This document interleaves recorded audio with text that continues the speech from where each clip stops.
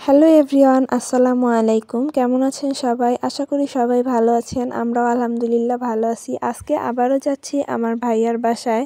এখানে আমি, আমার বোন আর আমার মেয়ে, এরা তিনজন মিলে কিন্তু চলে যাচ্ছি আমার ভাইয়ার বাসায়। আসলে এতদিন আমাদের বাসায় মেহমান ছিল, যার কারণে আসতে পারিনি। তো আমাদের বাসার মেহমান চলে যাওয়ার পরে আমরাও চলে আসছি ওদের বাসায় মেহমান হিসেবে। আর আসতে না আসতেই রান্না করতে ধরিয়ে দিল।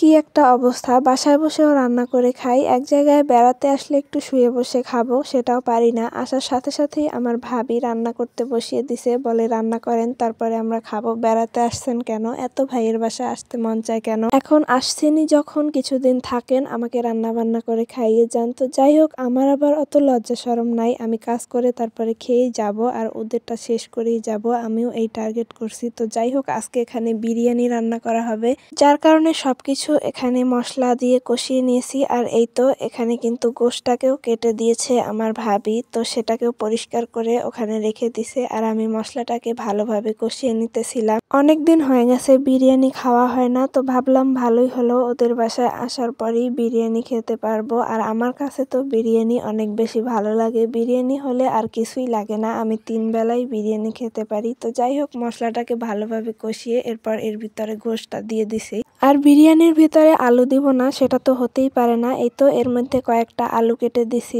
তো এটাকে এখন খুব ভালোভাবে কষিয়ে নিব। একদিকে গোশটা হতে থাকবে, অন্যদিকে আমি পোলাওয়ের চালটা ভেজে নিব। এর জন্য কড়াইতে তেল দিয়ে এরপরে দারুচিনি আর তেজপাতা দিয়ে দিছি। আর তেলের মধ্যে পড়ে গেছে পানি, যেটা ছিটে আমার মুখে আসতেছে। তো আমি একটু দূরে সরে গেলাম। এরপরে যেই ছিটাছিটি কমছে, এরপর এর মধ্যে পেঁয়াজ দিয়ে দিছি। আর এই চালটা আগেই আমার ভাবি ধুয়ে এরপরে রেখে দিছে। তো পেঁয়াজটাকে একটু হালকা করে ভেজে এরপর এর ভিতরে এই যে চালগুলোকে দিয়ে দিছি। আর চালগুলোকে কিন্তু ভালোভাবে তেলের সাথে ভেজে নিব, তাহলে হচ্ছে বিরিয়ানিটা ঝরঝরে হবে। আর এখানে এক হাত দিয়ে ভিডিও করতেছি আর এক হাত দিয়ে চালটাকে ভাজতেছি। আর এত কষ্ট করে ভিডিও বানিয়ে তারপরে আপলোড করি, আপনারা কি করেন? হাঁ করে তাকিয়ে কিছুক্ষণ দেখে তারপরে চলে যান।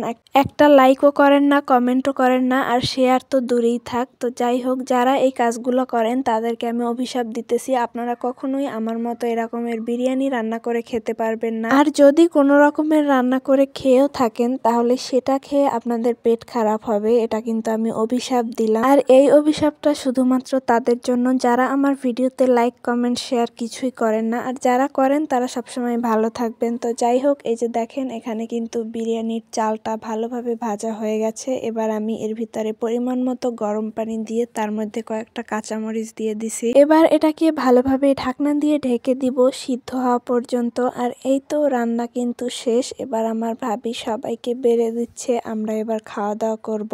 আর আজকের ভিডিওটা এই পর্যন্তই। কার কাছে কেমন লেগেছে অবশ্যই কমেন্ট করে জানাবেন। দেখা হবে পরবর্তী কোনো ভিডিওতে। ততক্ষণ সবাই ভালো থাকবেন, সুস্থ থাকবেন। আল্লাহ হাফেজ।